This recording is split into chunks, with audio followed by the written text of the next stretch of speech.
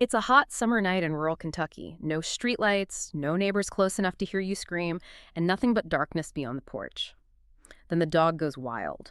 A metallic object is reported in the sky, and not long after, something starts appearing at the windows. Small, strange figures with huge eyes, climbing, peering in, testing the doors. The family panics and opens fire. And the terrifying part is this. They don't claim it ran away. They claim it kept coming back again and again, like it wasn't afraid, like it didn't feel pain, like it was studying them.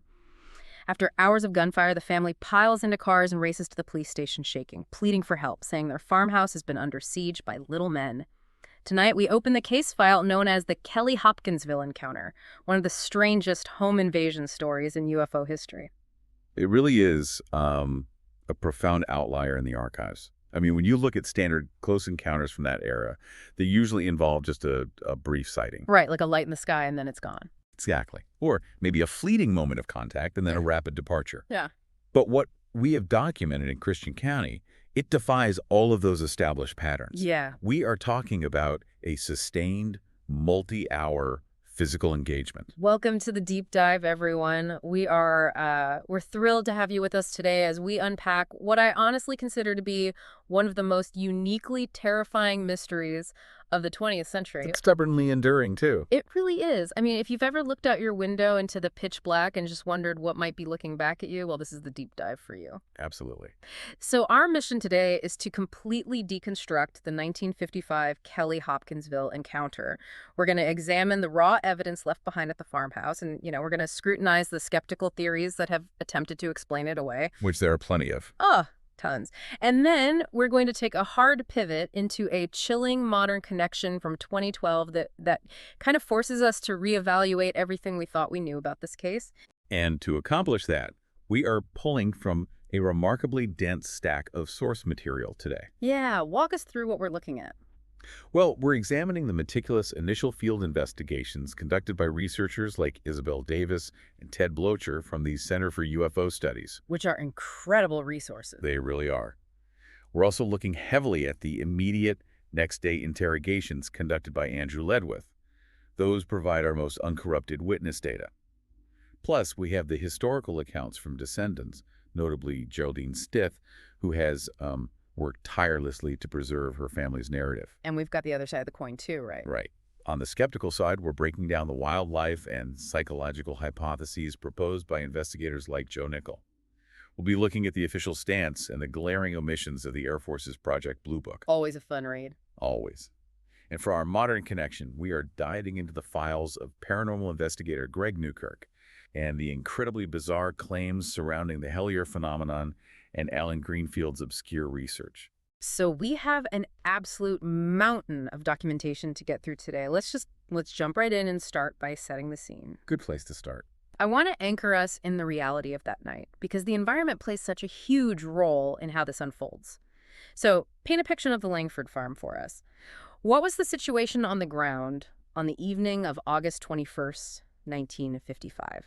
So we're situated in Christian County, Kentucky, specifically between the small town of Kelly and the larger city of Hopkinsville. Hence the name. Exactly. Yeah.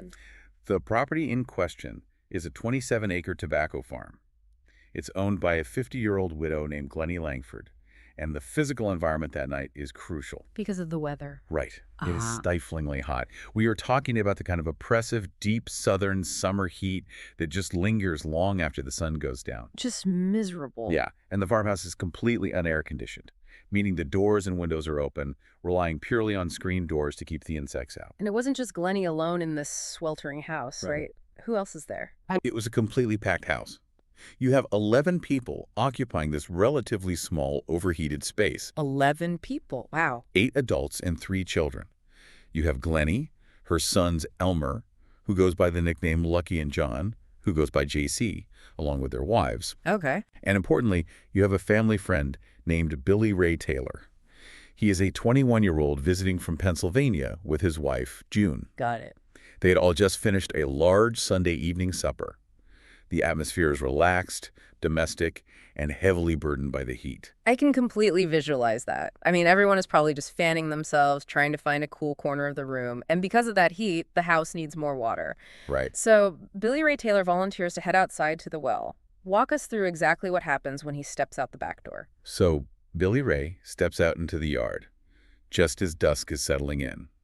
The sun has dipped below the horizon, and the twilight is beginning to obscure the tree line. He heads to the pump, begins drawing water, and just happens to look up into the southwestern sky. According to his subsequent sworn testimony, he observes a brightly lit, metallic object moving silently through the air. And the description he gives always strikes me as so unusual for the time period. He doesn't describe the classic flying saucer that was dominating the pulp magazines in the mid-50s. No, he doesn't. What were the specific details of the craft? Well, the terminology he uses is incredibly grounded in his rural reality. He doesn't use the term saucer. He describes the object as looking like an egg-shaped wash tub. A wash tub. Yeah, like a galvanized metal tub, similar to what you would use for laundry on a farm, just gliding silently across the sky. That's such a specific image. But it is brilliantly illuminating. And the most peculiar detail he provides is regarding the propulsion. He specifically notes an exhaust trailing from the object that exhibited, in his words, all the colors of the rainbow. A rainbow exhaust. That is such a vivid, bizarre detail to invent if you are just making up a story about a shooting star. It really is. Where does this object end up going? It doesn't just pass overhead. Billy Ray watches it descend rapidly, hover momentarily, and then drop straight down into a forested, 40-foot deep gully, located roughly half a mile away from the farmhouse. Half a mile, so pretty close. Very close. He reports hearing a dull, distinct thud as it makes contact with the ground. So Billy Ray drops the water bucket, runs back into the house, and tells a room full of his friends and family that a spaceship just crashed in the backyard. Basically, yes. I think anyone listening can imagine how that went over. How did the family react? They reacted exactly how you or I would. They laughed at him. Of course. They completely dismissed his panic. And you know what's fascinating here is how this grounds the story in reality. Billy Ray and Lucky Sutton were both in their early 20s, and they had a well-known history of playing elaborate practical jokes on one another. Oh, so the boy who cried wolf. Precisely. The immediate assumption from Glunny, Lucky, and the rest of the adults was that Billy Ray was simply trying to initiate a scare tactic or spin a tall tale just to alleviate the boredom of a hot Sunday night. It makes perfect sense. I mean, you're sitting around swatting mosquitoes and your buddy bursts in sweating, claiming a rainbow-spewing wash tub just landed in the creek. Right. You're going to tell him to sit down and drink some water. But he hasn't let it go, does he? Far from it. Billy Ray is highly agitated. His distress is visibly genuine. When he realizes they think it's a joke, he becomes insistent. He's probably thinking, I know what I saw. Exactly. The family tries to rationalize it for him, suggesting he probably just saw a bright meteor or a shooting star, which are common in the dark rural skies. But Billy Ray refuses to accept that explanation. He physically grabs Lucky Sutton and insists that Lucky come back outside to the well to see the evidence. So the two 20-somethings head back out into the yard. It's getting darker now. They are staring out toward this gully, expecting to see a brush fire or smoke or some sort of wreckage. What do they actually see? Initially, they see absolutely nothing. Nothing at all. They stand in the yard, scanning the encroaching darkness. There is no fire, no smoke, no sound of a crash. The environment is completely still. Okay. They're out there long enough that Lucky likely believes the meteor theory is the correct one, and they are preparing to head back inside to the rest of the family. But then the environment shifts. There's an auditory cue, right? Yes. The silence is broken by a very distinct, sharp sound from the direction of the woods. The snapping of a branch. Which immediately triggers the farm dog. Now, I find the dog's reaction to be one of the most compelling pieces of circumstantial evidence in this entire case. It's very telling. Talk to us about what the dog does when it hears that sound. So the dog, which had been roaming the yard, instantly goes on high alert. It begins barking violently toward the tree line, its hackles fully raised. But it doesn't engage. Which is weird for a farm dog. Very weird. Yeah. A typical farm dog, when confronted with a trespasser or a wild animal like a raccoon or even a bear, will generally move to intercept or at least hold its ground to defend the property. Right. This dog does the exact opposite. After a few moments of frantic barking, it tucks its tail, exhibits signs of profound terror, and physically scrambles underneath the foundation of the farmhouse to hide. It completely abandons its territorial instinct. That implies a level of primal, overwhelming fear. The dog recognized that whatever was in those woods was not a typical Appalachian predator. Exactly. So the dog is hiding, the boys are staring at the woods, and then they see something emerging from the tree line. Out of the deep shadows of the woods, they observe a localized, dull luminescence moving toward them. Like a glow. Yes, it is low to the ground. Initially, their minds try to categorize it as a neighbor walking with a lantern. But as it approaches, they realize the light doesn't have the directed beam of a flashlight, nor does it have the flickering, warm quality of a kerosene flame. Then what is it? The glow is emanating from the object itself. And as it crosses the distance, moving into the clearing of the yard, they finally get a clearer look at it. The descriptions of these creatures have become legendary. Break down the exact morphology of what Billy Ray and Lucky see stepping out of the darkness. The biological or perhaps mechanical description they provided is incredibly specific and remarkably consistent across all the later interviews. Okay. They described a bipedal entity that was exceptionally small, standing somewhere between 2.5 to 4 feet in height. Be very short. Right. The head was disproportionately massive compared to the torso. It was perfectly round, completely bald, and appeared to rest directly on the shoulders, lacking any discernible neck. Just a head right on the body. And the eyes are the feature that always seems to dominate the witness testimony. How did they describe the face? The eyes were the focal point of the terror. Yeah. They were not the large, black, almond-shaped eyes that we associate with the modern gray alien archetype that became popular later on. Right, not the classic Roswell look. No. These are massive, luminous yellow eyes. Glowing yellow. Yes. Furthermore, they were set incredibly wide apart on the face, wrapping almost around the sides of the head, providing a much wider field of vision than human eyes. Creepy. Flanking the head were huge, pointed, floppy ears, which some witnesses later compared to elephant ears or bat wings. I know Billy Ray initially mentioned something about an antenna and a cone-like nose, but he later walked that back, right? He did. In the initial adrenaline-fueled panic, he made a mention of an antenna-like protrusion. But during the calmer, isolated interviews later, he retracted the nose and antenna claims. That makes sense in the dark, panicked. Exactly.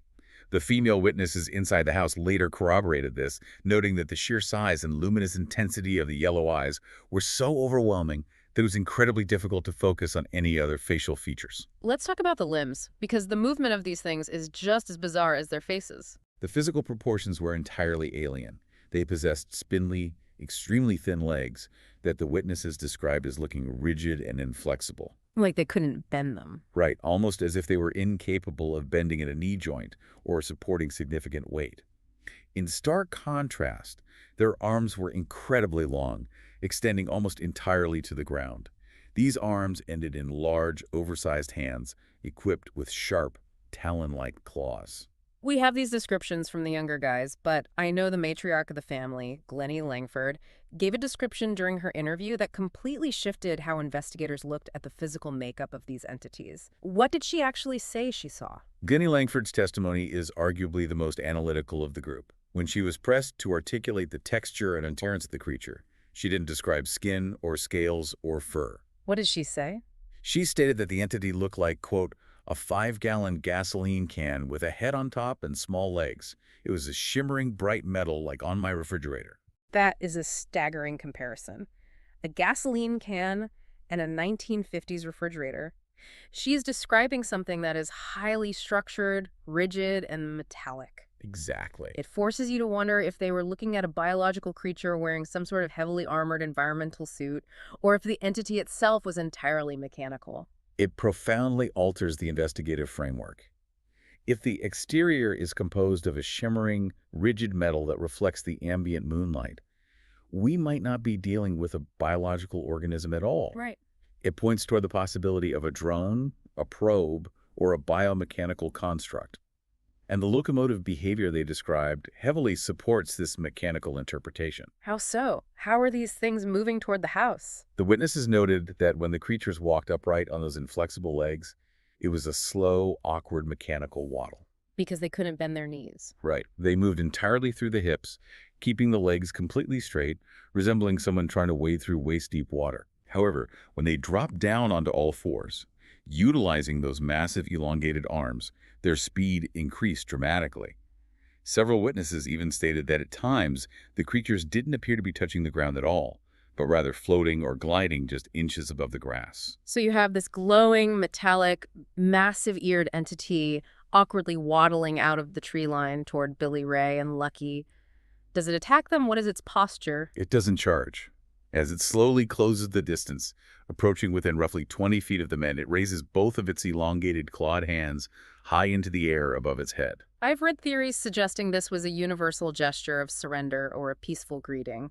But frankly, if a glowing metallic goblin steps out of the Kentucky woods at night and raises its talons at you, you aren't going to wait around to interpret its diplomatic intentions. Precisely. In that context, the men perceived it as an immediate, terrifying threat. They do not attempt a communication. They panic, scream for everyone inside, turn on their heels, and sprint back to the farmhouse, slamming and latching the heavy wooden door behind them. They burst back into the sweltering house. The family has to realize something is seriously wrong now, right? What is the reaction inside? Well, Glennie Langford rushes into the central hallway, demanding to know the cause of the screaming.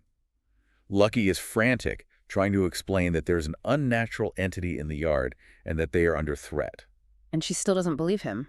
No, Glennie, maintaining her matriarchal authority, she still believes this is an escalation of the earlier prank. She is annoyed. She immediately herds the 3 children into a back bedroom so they aren't frightened by what she perceives as the young man's foolishness. Meanwhile, the men are treating this as an act of home invasion. They aren't laughing. They go straight for the weapons. They immediately arm themselves. Lovey Sutton goes to the family gun cabinet and retrieves a 12-gauge shotgun. He hands a .22 caliber hunting rifle to Billy Ray Taylor. They position themselves defensively, taking up firing angles at the front and back doors of the house. So the men are armed. The kids are hidden away. And Glennie is still shaking her head at this perceived joke. What finally convinces her that the boys are telling the truth? Visual confirmation. Glennie walks over to one of the windows to look outside, likely intending to prove to the boys that the yard is empty.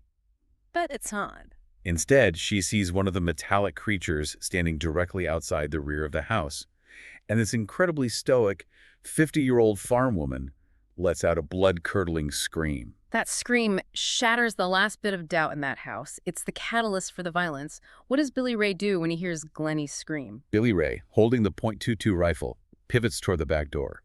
He sees the creature's silhouette through the screen. He raises the rifle, takes aim at center mass, and fires point blank through the screen door. With a hunting rifle at that range, a biological target of that size should have been obliterated. What was the physical reaction of the entity? Here's where it gets really interesting. When the .22 caliber bullet strikes the creature, there is no biological trauma. The creature does not bleed. It does not cry out in pain. It doesn't fall dead. What do they hear instead? The witnesses described a very distinct auditory response. They hear a sharp, metallic clatter. They compared it to the sound of a bullet ricocheting off a tin can or dropping a handful of rocks into a metal bucket. Wow. The kinetic force of the bullet striking the entity knocks it backward. It performs a complete backward somersault, lands squarely on its feet, and rapidly scurries away into the darkness on all fours, completely uninjured. It just absorbs the kinetic energy and retreats. It's bulletproof. But Billy Ray, running on pure adrenaline, decides to pursue it, which seemed like an incredibly dangerous tactical error. It was a massive mistake. Emboldened by seeing the creature retreat from the gunfire, Billy Ray pushes open the screen door and steps out onto the back porch. He is scanning the dark yard with his rifle, trying to see where the entity went. But he's not looking up. Right. His situational awareness is focused horizontally. He fails to look vertically. And what is waiting for him above? Positioned on the low overhang of the porch roof, just inches above Billy Ray's head, is another creature. As Billy Ray stands there, a spindly arm reaches down from the roofline. A hand equipped with long talons grabs Billy Ray directly by the hair. The sheer horror of that moment is unimaginable. The people inside the house are watching this happen. How does he get away? Absolute chaos erupts inside. The women scream. Either his wife, June, or possibly Aileen Sutton, rushes forward, grabs Billy Ray by the collar of his shirt, and violently yanks him backward into the hallway, tearing him free from the creature's grasp. Just in time. Yes. As Billy Ray falls back inside, Lucky Sutton steps into the doorway. He raises the 12-gauge shotgun, aims it straight up at the edge of the roof where the arm appeared, and pulls the trigger. A 12-gauge blast at point-blank range. Again, what is the result? The exact same result. The deafening blast is followed by the metallic clatter. The creature is physically blown off the edge of the roof by the force of the buckshot. It hits the ground, rolls, and simply hops away into the brush, completely unbothered by a weapon that would easily drop a deer. They pull back inside and lock the doors. The reality of the situation is setting in. They are trapped in an unair-conditioned wooden farmhouse with entities that cannot be killed by conventional firearms. How does the family attempt to rationalize what they are fighting?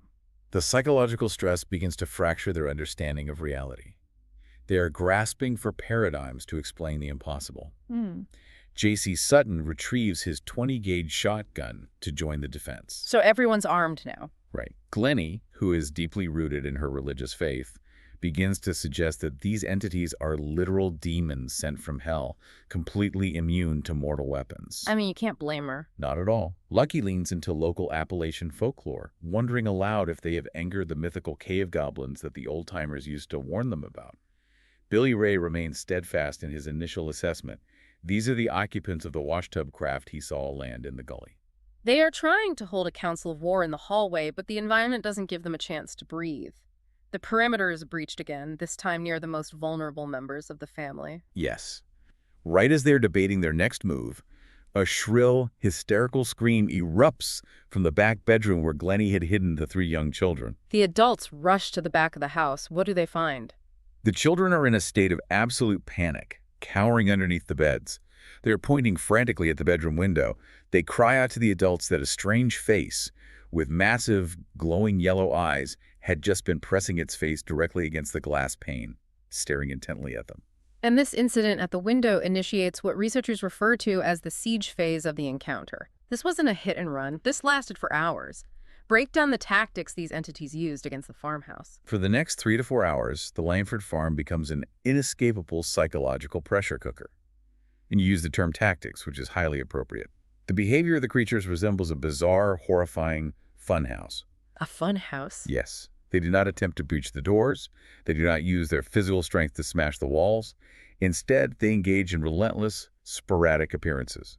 Give us an example of this funhouse behavior. How are they engaging the men? A face will suddenly pop up at the living room window, illuminated by the indoor lighting. J.C. Sutton will pivot, aim his 20-gauge, and blast the creature through the glass. The window shatters. The kinetic impact hits the entity. The metallic ding rings out, and the creature flips backward and vanishes. And then? 10 minutes of agonizing silence will pass. Then they will hear the distinct sound of clawed footsteps scratching across the shingles of the roof. Lucky will step out the back door, locate a creature perched high up in a massive maple tree near the house, and fire the 12-gauge into the branches. And the incident with the creature in the maple tree introduces yet another violation of physics. When Lucky shoots the entity out of the tree, it doesn't fall like a biological mass, does it? No, it completely defies gravity. When struck by the buckshot, the creature is dislodged from the branch. But instead of plummeting to the earth with standard gravitational acceleration, multiple witnesses reported that the entity floated softly to the ground. They compared it to a dry leaf drifting on a breeze. It touches down gently, regains its footing, and scurries off into the shadows. Floating. It suggests they possessed some localized manipulation of gravity, or perhaps their physical mass was incredibly light despite the metallic exterior, and the cycle just continues relentlessly. The family turns on the exterior porch lights, assuming that illuminating the yard will drive them off like wild animals. But how do the creatures react to the light? The exterior lighting provides zero deterrence, but it does reveal a behavioral quirk. The creatures actively avoid the direct beam of the porch lights. They navigate the periphery, keeping to the deep shadows cast by the trees and the angles of the house, but they maintain their relentless patrol and their periodic appearances at the shattered windows. I want to focus on the psychological profile of this behavior. If we step back and analyze their actions, what does this tell us about their intent? If we connect this to the bigger picture, this behavior is utterly baffling. It completely lacks the hallmarks of a predatory animal attack. If a bear or a pack of feral dogs were attacking a house, they would either successfully breach the structure to get at the occupants, or, upon facing the deafening noise and physical pain of multiple shotgun blasts, they would permanently flee the territory. But these entities do neither. They don't breach, and they don't flee. Exactly. They linger. Their actions, peering into windows, scratching at the roofline, dodging heavy gunfire, only to return minutes later to a different window. It reads as an exercise in bizarre, almost childlike curiosity. Or something more sinister. Right. Alternatively, and perhaps more chillingly, it resembles a deliberate, calculated test of human defensive capabilities. They are observing the humans' reactions, measuring their hostility, and analyzing their weaponry without ever taking lethal offensive action themselves. And the humans were providing them with plenty of data on our weaponry. We really need to emphasize the sheer volume of ammunition that was expended during this siege. This wasn't just a few warning shots. Not at all. We are talking about sustained, heavy gunfire from 3 grown men who are intimately familiar with firearms. You have a 12-gauge shotgun, a 20-gauge shotgun, and a rapid-fire .22 caliber rifle. They were fully loaded. They are defending their families, and they are firing continuously for hours. According to the original police reports, the men went through entire boxes of ammunition. We are talking about hundreds of rounds discharged into the yard, into the trees, and through the walls of the house. The sensory experience inside that house must have been overwhelming. The stifling heat, the hysterical crying of the children, the deafening roar of shotguns going off indoors, the smell of sulfur and gunpowder choking the air, the floors completely littered with empty brass casings and shotgun shells. It was a literal war zone. The screens are shredded, the windows are blown out. And despite this massive expenditure of firepower, they achieve absolutely zero tactical advantage. Every time an entity is hit, it simply tumbles backward, retreats into the darkness, and another face appears at a different vantage point shortly after. It's exhausting just thinking about it. Furthermore, the psychological toll is amplified by the fact that the creatures are entirely silent. Aside from the mechanical sound of bullets ricocheting off their bodies or the scraping of their talons on the roof, they make no biological vocalizations. There are no roars of anger, no hisses, no grunts of exertion, just an eerie, calculated, unfeeling silence. It's an unwinnable battle against an enemy that doesn't tire and doesn't bleed. Eventually, the situation reaches a breaking point. Around 11:30 p.m., the gunfire stops. What prompts the family to finally leave the house? Supply and despair. The men are running critically low on ammunition. The structural integrity of the house's windows and doors is compromised. The children are bordering on catatonic from fear. Right. And there's the brief lull in the creature's appearances. The yard falls completely silent. The adults realize that if they stay in the farmhouse without ammunition, they are entirely defenseless if the entities decide to escalate from observation to a physical breach. They have no telephone to call the authorities. They are isolated. So they make the terrifying decision to make a run for it. Glennie Langfood, who managed to maintain a remarkable degree of logistical control despite her fear, orchestrates the retreat. They gather everyone together, wait for what feels like a clear moment, and then all 11 of them burst out of the front door simultaneously. Just a mad dash. They pile frantically into 2 vehicles parked in the yard, start the engines, and tear down the dirt road toward the city of Hopkinsville at maximum speed. That drive must have been pure agony.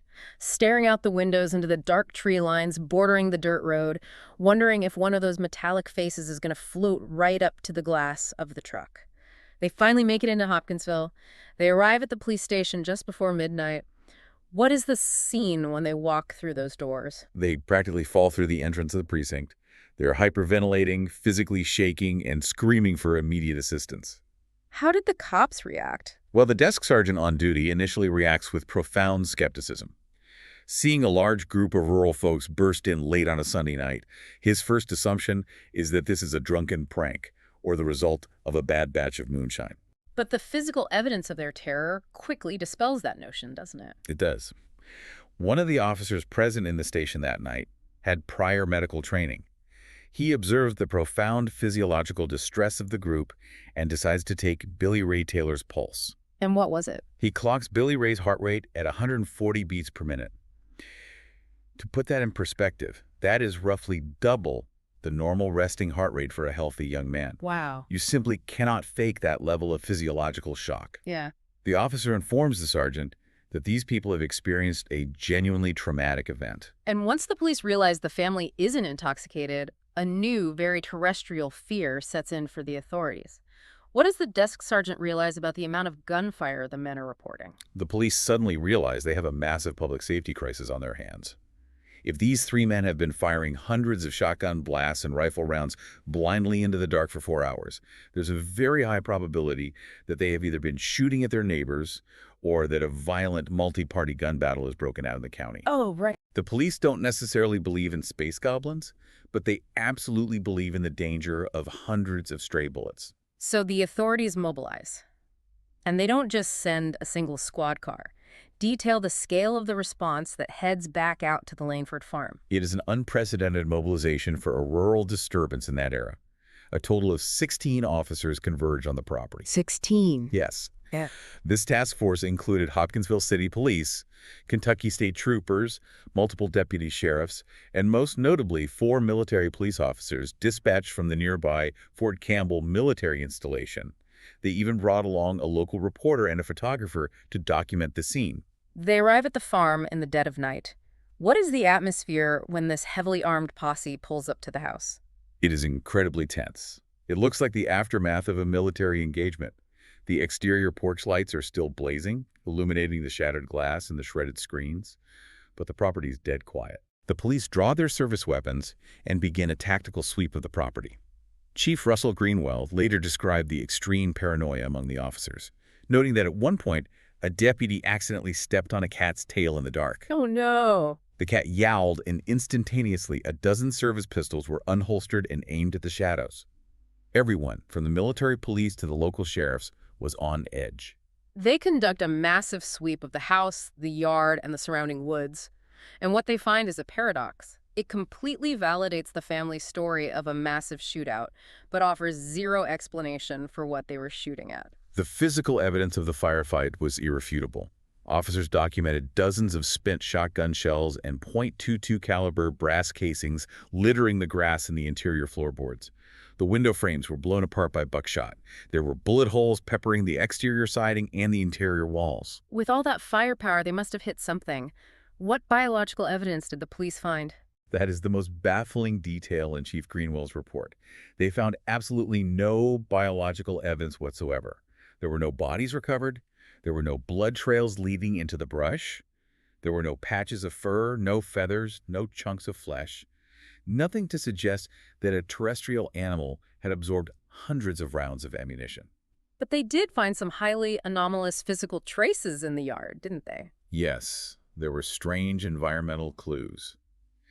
Out in the fields, in the specific area where the men claimed to have shot one of the entities and watched it tumble backward, several officers noted a highly unusual, quote, luminous patch of grass. Luminous grass. It was roughly 1.25 feet in diameter. The officers noted it was bizarre because it didn't look like a glowing liquid spilled on the ground. Rather, the blades of grass themselves seemed to hold a luminous metallic sheen, but it was only visible when viewed from a very specific angle in the flashlight beams. And there was another visual anomaly reported in the woods by one of the state troopers. Another officer reported observing a strange, ambient green glow emanating from the deep woods near the gully. Now, in the aftermath, skeptical investigators attributed this to foxfire, which is a naturally occurring bioluminescent fungus found on decaying wood in damp environments. Which makes sense. While scientifically plausible, in the heightened tension of supposed alien siege, it added a deeply unearthly atmosphere to the search. We also have to look at the external corroboration. It wasn't just the family inside the house who noticed strange things happening in Kelly that night. What were the police and the neighbors reporting? The contextual evidence is fascinating. While the police convoy was en route from Hopkinsville to the farm, at least one officer radioed in a report of seeing 2 extremely loud, artillery-like meteors passing overhead, moving in a trajectory away from the farm. More meteors. Furthermore, investigators later interviewed neighbors living a few miles down the road. These neighbors independently reported seeing strange, localized lights hovering in the woods around the Langford property earlier that evening.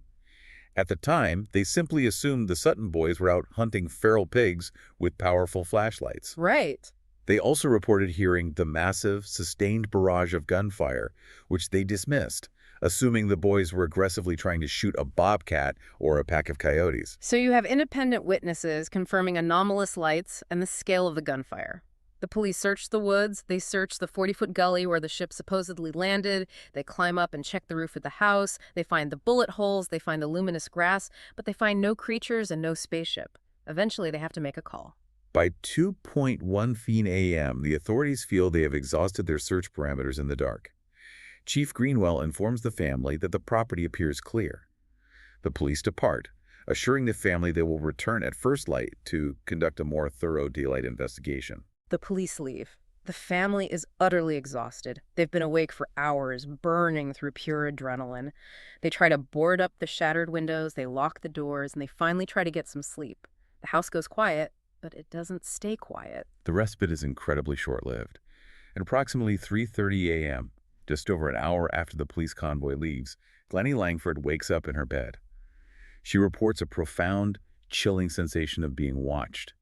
She slowly turns her head to look at her bedroom window. And staring right back at her with its talons pressed against the glass is one of the creatures. It's entirely silent. The massive, luminous yellow eyes are locked onto her.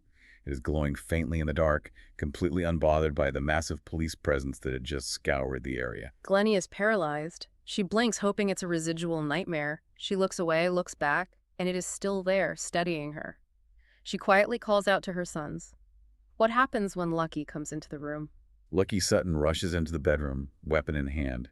He sees the entity at the glass. He turns to his mother and states, "Mama, I'm going to shoot that little man." Oh, boy. Glennie, terrified of initiating another hours-long siege, begs him not to fire, hoping it will eventually move on its own. But Lucky's temper and fear have completely overridden his restraint. He raises the firearm and pulls the trigger. And we are right back where we started. The cycle repeats perfectly. The deafening gunshot indoors, the metallic clatter, the shattered glass, and the creature disappears completely unharmed. For the next 2 hours, the family remains awake, grouped together, terrified, sporadically firing at approaching figures whenever they appear at the perimeter. Until dawn. This secondary siege lasts until the sun finally begins to rise over the Kentucky horizon around 5:15 a.m. Once the daylight breaks, the entities vanish entirely, never to be seen on the property again. The family survives the night, but the ordeal is far from over. The sun comes up, the police return as promised, but they bring something much worse than goblins with them. They bring the media. The word had spread through the police dispatch and the local reporters overnight. By the next morning, the Langford farm becomes ground zero for an absolute national sensation.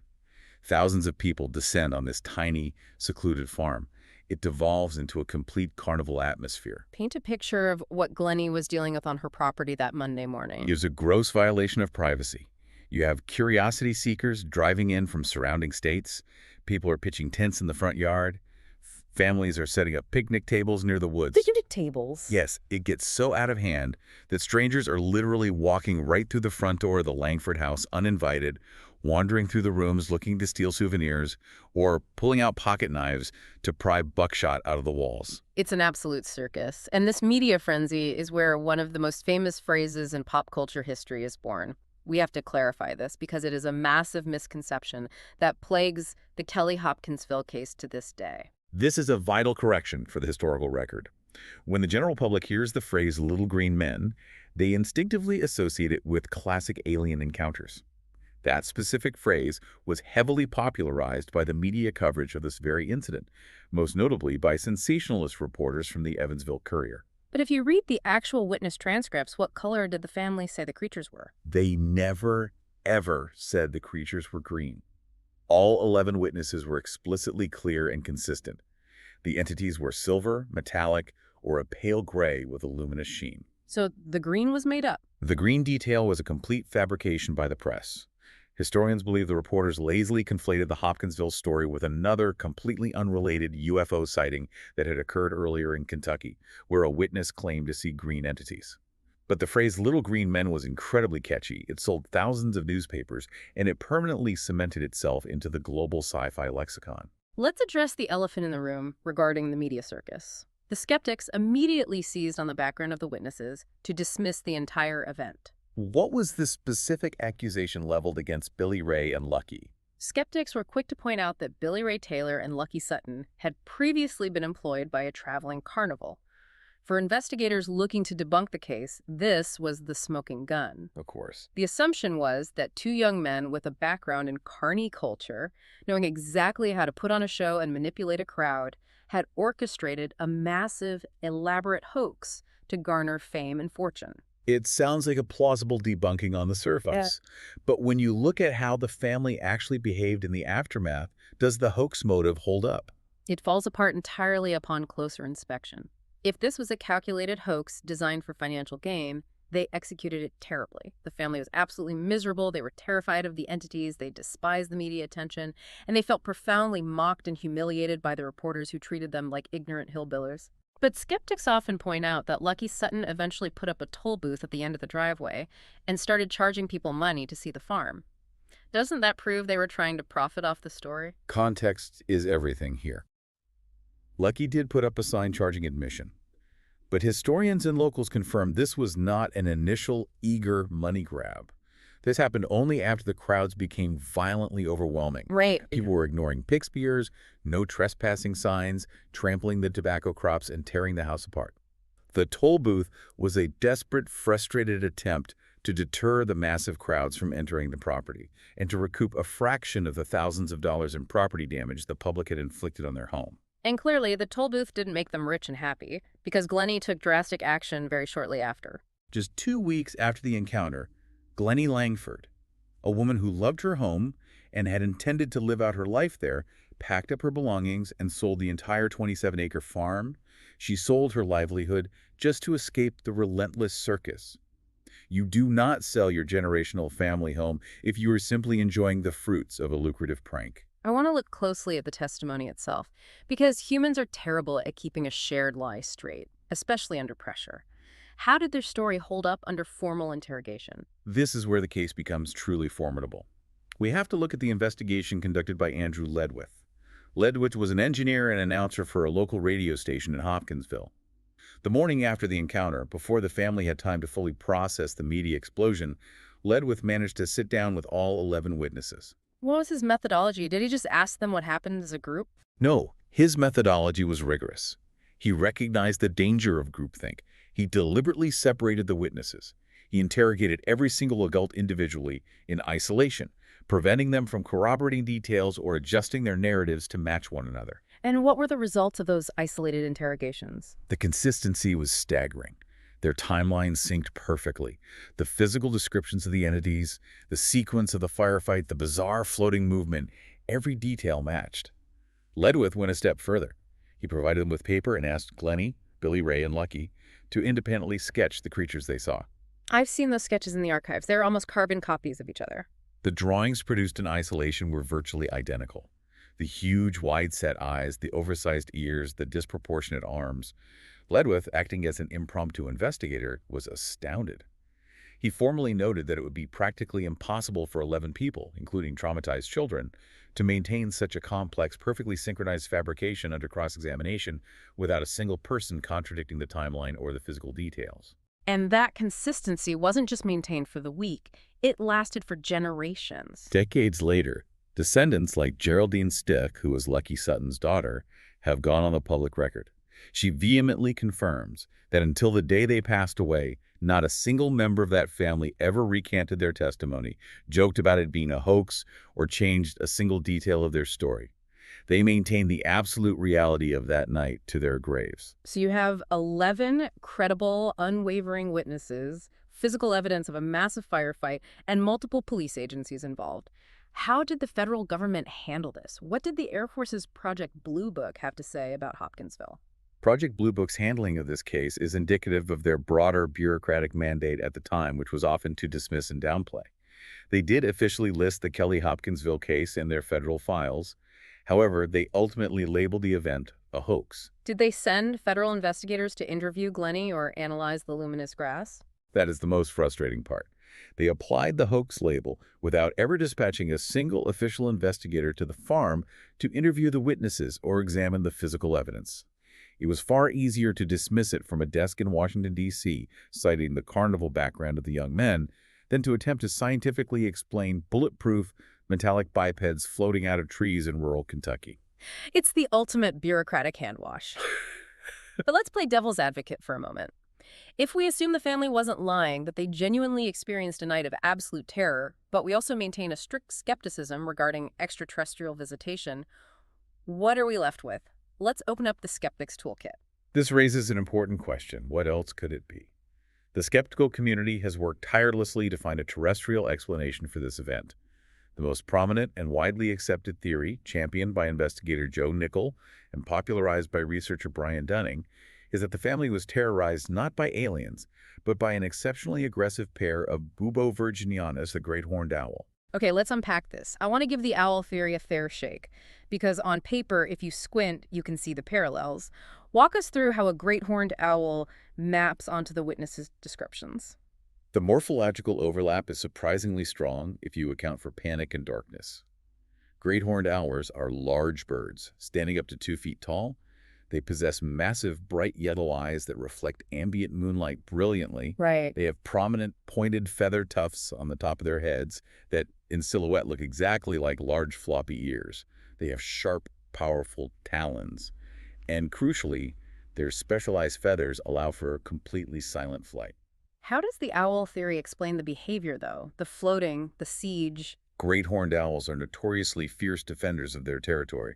The skeptical hypothesis suggests that the farm dog blundered near an owl's nest or hunting ground in the twilight. The owl swooped down to attack the dog, driving it into the house in terror. Okay, I track that. When the men came out, the owls perceived them as threats as well. The floating from the maple tree could easily describe an owl silently gliding down from a branch. The awkward waddling could describe an owl attempting to walk on the ground, which they occasionally do when protecting prey, and the rapid movement with arms could be the owls extending their wings to take flight. So the skeptics are saying that this group of people may be psychologically primed because Billy Ray saw a meteor earlier and thought it was a spaceship, see an owl in the dark, their imaginations run wild, and they spend 4 hours shooting at birds. That is the premise. I hear the owl theory, but how do you reconcile that with the metallic sound of the bullets? I have a really hard time buying it. Why is that? Where does the theory break down for you? Because owls don't wear shimmering silver armor. Owls are covered in mottled brown and gray feathers designed to camouflage them against tree bark. More importantly, owls do not sound like a tin can when you shoot them point blank with a 12-gauge shotgun. If Lucky Sutton shoots a great horned owl with buckshot at a range of 15 feet, that bird is going to be pulverized. It is not going to do a backward somersault, land on its feet, and scurry away. Right. That is the fundamental gaping hole in the avian hypothesis. It requires us to believe that 11 rural Kentucky farmers people who practically lived in the woods, who hunted regularly, and who knew the local fauna intimately, completely failed to identify a common native bird over the course of 4 consecutive hours. Right. And they failed to identify it not just in pitch darkness, but illuminated by the porch lights. The owl theory adequately explains the visual silhouette, but it completely fails to account for the metallic properties, the absolute invulnerability to high-caliber gunfire, and the sustained anomalous behavioral loop. It just doesn't fit the physical reality of the shootout.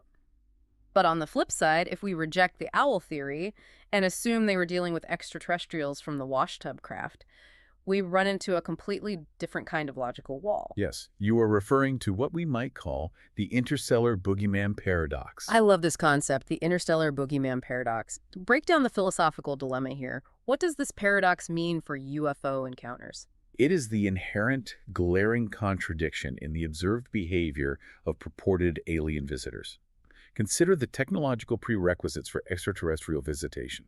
If a civilization is advanced enough to conquer the physics of faster-than-light travel, navigate across the unfathomable hostile distances of interstellar space, and successfully locate our tiny blue planet, why do they behave like juvenile delinquents playing ding-dong ditch at a rural farmhouse? Exactly. It makes no sense.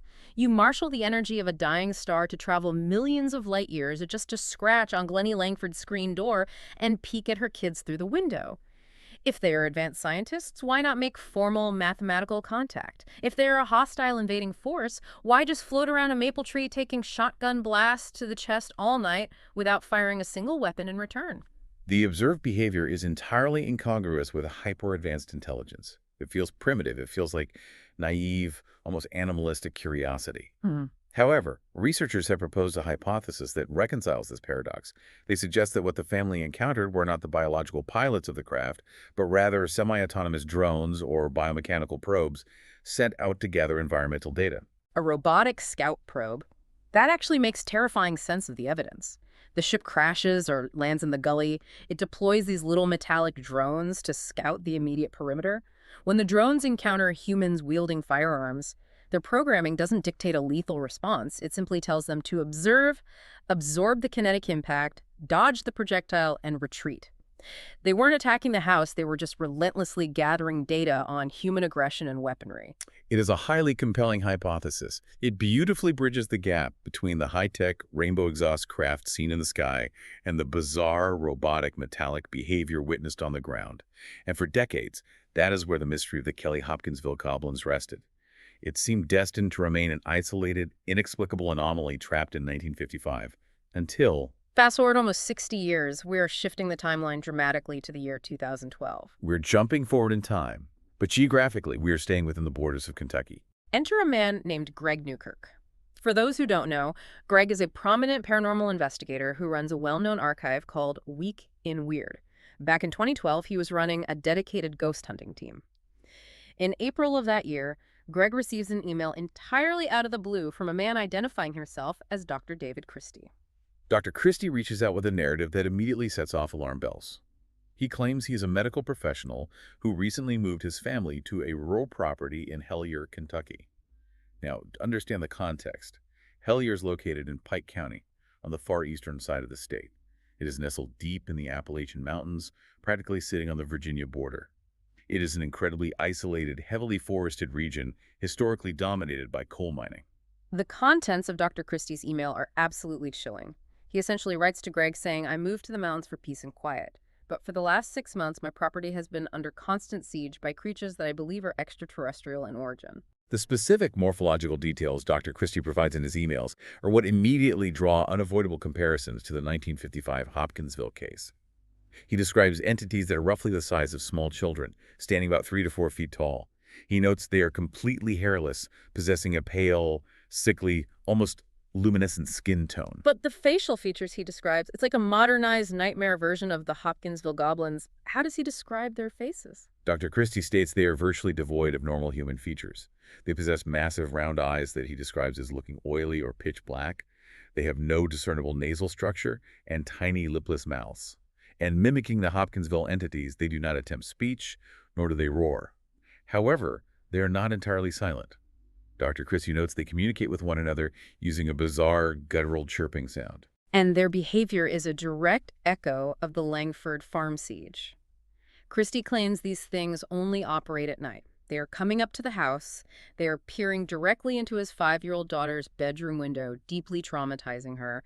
They're leaving strange tracks in the winter snow. They are tampering with his exterior motion sensor lights. And the detail that pushes him over the edge, he claims they abducted his dog. He attempts to involve the authorities, mirroring the Suttons' actions. He calls the local police. The police come out, survey the property, and immediately dismiss his claims. They tell him he's likely dealing with aggressive wild animals, perhaps a pack of coyotes or a hungry bear, and advise him to contact the Game Commission. But Christie emphasizes his medical background to Newkirk. He knows anatomy, and he insists these entities are absolutely not bears or coyotes. Christie tells Greg Newkirk that he believes these creatures aren't coming from the sky. Where does he think they are emerging from? He tracks their movements to the far edge of his heavily wooded property, where he locates the entrance to an abandoned coal mine shaft. He claims to have found some of his missing personal belongings, including his dog's collar, scattered near the entrance of this tunnel. But he is far too terrified to cross the threshold into the dark. He pleads with Greg Newkirk to bring his investigative team to Hellier, document the entities, and help him physically collapse the mine entrance to trap them underground. Greg Newkirk is highly intrigued, but he's a seasoned professional. He isn't going to mobilize a team and drive into the deep hollows of Appalachia just based on a scary email. He demands physical proof. And shockingly, Dr. Christie actually delivers evidence. Christie sends Greg a series of digital photographs to corroborate his claims. The first set of images documents the tracks left in the mud near the mine entrance. Greg forwards these photos to multiple wildlife experts and trackers, and none of them can positively identify the animal. The footprints are highly anomalous. They are roughly half the length of an adult human foot. They possess only 3 distinct toes. Furthermore, they lack a heel impression, indicating the creature walks entirely on the balls of its feet, similar to a digitigrade animal like a dog or a cat, rather than plantigrade like a human or a bear. But the most shocking detail in those footprints, the detail that makes faking them almost impossible, is the dermal ridges. That is the crucial piece of forensic evidence. Dermal ridges are the microscopic, intricate lines and creases found on the skin of bare feet and hands. They are what create fingerprints. Creating convincing dermal ridges in a mud track is incredibly difficult. You cannot simply carve a wooden stamp or mold a plaster shoe to replicate that level of organic detail. The presence of dermal ridges strongly suggests these tracks were left by the pressure of a living biological epidermis. Christie also sends a few low-light, incredibly grainy photographs taken at night near the tree line. They are highly ambiguous, as paranormal photos almost always are.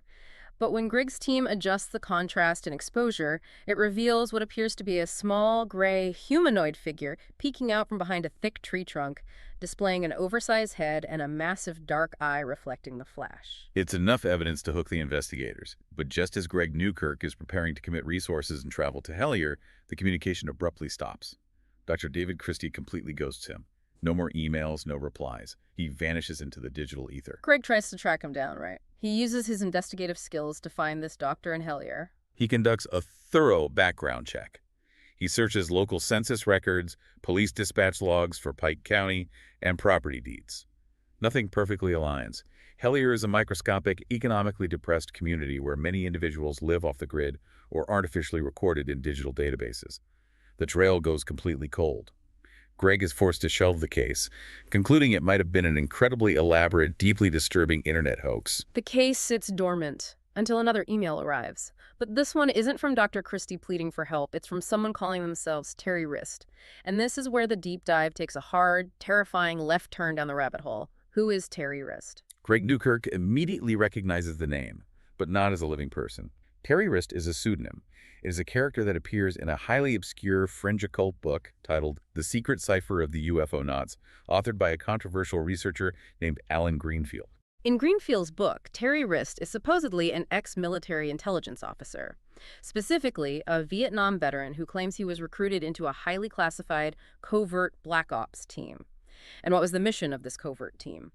To systematically infiltrate and clear out underground alien bases hidden within the sprawling, uncharted cave systems and abandoned mines of the southern United States. It reads like the plot of a pulpy science fiction novel. But the bizarre reality confronting Greg Newkirk is that someone using this exact pseudonym begins emailing him with cryptic intelligence. The Terry Rist persona implies that the terrifying events Dr. Christie experienced in Hellier were not an isolated incident, but rather a minor symptom of a massive subterranean phenomenon spanning the Appalachian Range. And then Terry Rist sends an email that changes everything. It contains no text, no explanation, just an image of a piece of paper with 16 numbers written on it.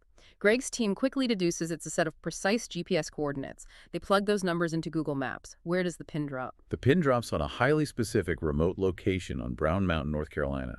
And why does that specific location shatter Greg's skepticism? Because just months prior to receiving that email, completely independent of the Hellier investigation, Greg and his wife Dana had conducted a secret, unpublicized expedition to Brown Mountain. A local contact had guided them deep into the backcountry to show them a massive, geologically out-of-place boulder that was allegedly covering the entrance to an extensive underground cave system. The GPS coordinates from Terry Rist pointed to the exact cave entrance Greg had just visited, a location he had documented but kept entirely confidential. The implication is staggering. Whoever is operating the Terry Rist email account knows exactly where Greg has been, and they are using that knowledge to confirm a terrifying theory.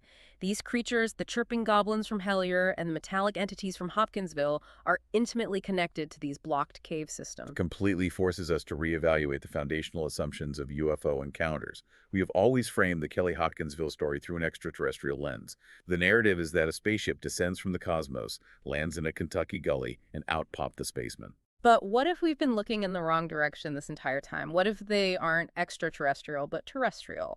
The geology of the region provides a compelling canvas for this theory. Kentucky is famous for Mammoth Caves, the longest-known cave system in the entire world, boasting over 400 miles of surveyed, interconnected passageways, and that is just what has been mapped. The entire Appalachian region is built upon a vast, dark honeycomb of ancient limestone caverns and thousands of miles of abandoned, unmapped coal mines. If an unknown subterranean humanoid species existed alongside us, or if a highly advanced intelligence decided to establish covert bases on Earth, those deep, impenetrable, lightless cave systems would be the absolute perfect place to hide. And there is historical cultural precedent for this exact idea. It isn't just modern internet lore. Look at the Hopi Native American legends. The Hopi tribe in the American Southwest has deeply ingrained ancestral traditions regarding the ant people.